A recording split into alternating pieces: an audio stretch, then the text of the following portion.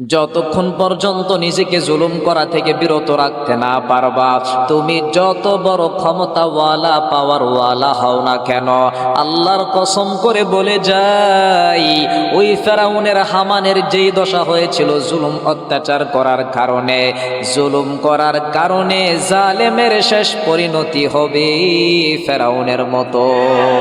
ঠিক কিনা?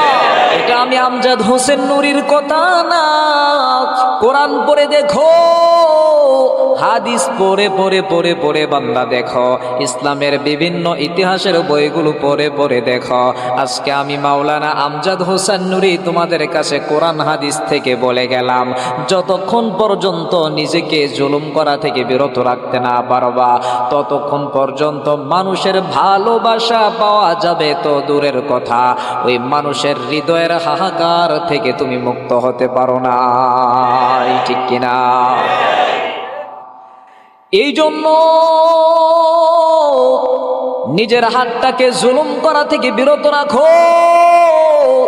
তুমি বড় ক্ষমতাওয়ালা, তুমি বড় পাওয়ারওয়ালা, আল্লাহ তোমারে মেম্বার বানিয়েছেন, আল্লাহ তোমারে চেয়ারম্যান বানিয়েছেন, এলাকার মাবদুর তুমি, এই চিন্তা তোমার নাই যে আল্লাহ আমারে চেয়ারম্যান বানিয়েছেন, আল্লাহই আমারে মেম্বার বানিয়েছেন, আল্লাহই তো আমারে পার্লামেন্ট সদস্য বানিয়েছেন, যেই আল্লাহ আমারে ক্ষমতা দিয়েছেন, যেই আল্লাহ আমারে চেয়ারের মালিক বানিয়েছেন, আবার চাইলে তো সেই আল্লাহ আমার কাছ থেকে এগুলা ছিনায় নিতে পারে।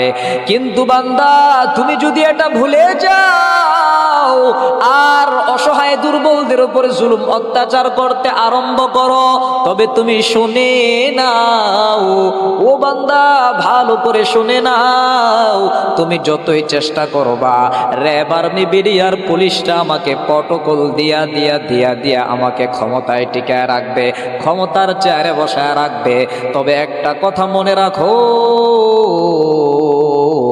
আল্লাহ বান্দাকে ছাড় দে, ছেড়ে দেন না, আল্লাহর ধরা বড় কঠিন। আল্লাহর অ্যাকশন যেদিন শুরু হয়ে যাবে, ওই সেদিন জালেম স্বৈরাচার অত্যাচারীরা ক্ষমতার চেয়ার ছেলে পালাবার কোনো জায়গা পাবা না। ঠিক কিনা? এই জন্য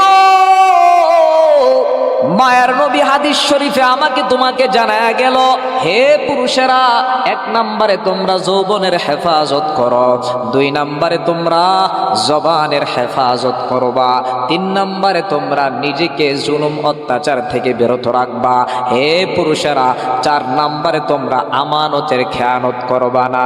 এরে আল্লাহর বান্দারা, আল্লাহ পাক রব্বুল আলামিন বলেন, ঈমান আনার পর যে বান্দা আমলে সালেহ করবে, ওই বান্দার জন্য আমি আল্লাহ জান্নাত তৈরি করে রেখেছি। ও যুবক, নেক আমল কিভাবে করব? আজকের এই মাহফিল থেকে পরিপূর্ণ তালিম নিয়া নিয়া নিয়া নিয়া আমরা বাড়িতে ফিরব।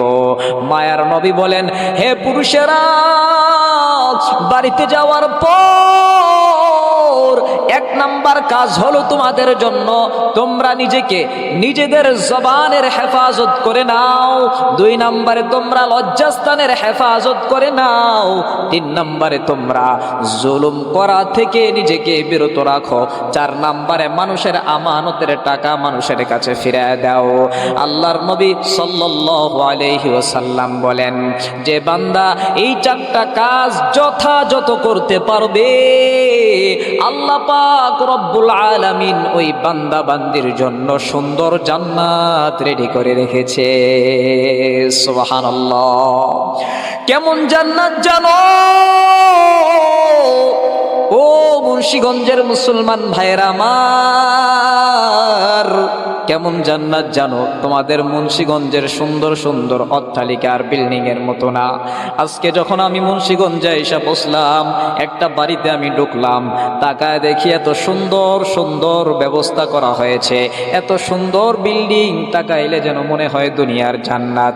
ও বান্দা, আখিরাতের জান্নাতটা কিন্তু এমন হবে না, দুনিয়ার বালাখানার মতো হবে না, দুনিয়ার সুন্দর সুন্দর অট্টালিকার মতো আর বিল্ডিং এর মতো হবে না। আল্লাহ পাক রব্বুল আলামিন বলেন, গোলাম আখিরাতের জান্নাতটা কেমন হবে জানো? আল্লাহ পাক রব্বুল আলামিন হাদিসে কুদসির মধ্যে জানায়া দেন, আ'দাতু লিইবাদিয়াস সালিহিন মা লা আইনুন রাআত ওয়ালা উযুনুন সামিআত ওয়ালা খাতারা আলা কলবি বাশার। সালেহ ওই বান্দার জন্য আমি আল্লাহ, জবানের হেফাজত করনে ওয়ালা বান্দার জন্য আমি আল্লাহ, লজ্জাস্থানের হেফাজত করনে ওয়ালা বান্দার জন্য আমি আল্লাহ, জুলুম না করনে ওয়ালা বান্দার জন্য আমি আল্লাহ, আমানতের খেয়ানত না করনে ওয়ালা বান্দার জন্য আমি আল্লাহ।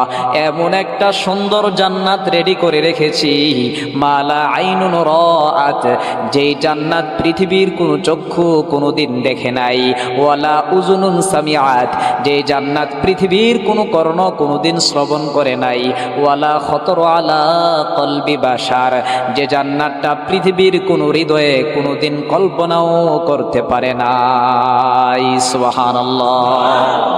মায়ের নবী চারটা কথা বলেছেন হাদিস শরীফে। হে যুবকেরা, হে পুরুষেরা, তোমরা এক নম্বরে তোমরা তোমাদের যৌবনের হেফাজত করো, দুই নম্বরে তোমরা তোমাদের জবানের হেফাজত করো, তিন নম্বরে তোমরা জুলুম করা থেকে নিজেকে বিরত রাখো, আর চার নম্বর হলো তোমরা আমানতের খেয়ানত করবা না। এই চারটা কাজ যদি যথাযথ করতে পারো, তাহলে আল্লাহ তোমার জন্য সুন্দর জান্নাত রেডি করে রেখেছেন। সুবহানাল্লাহ।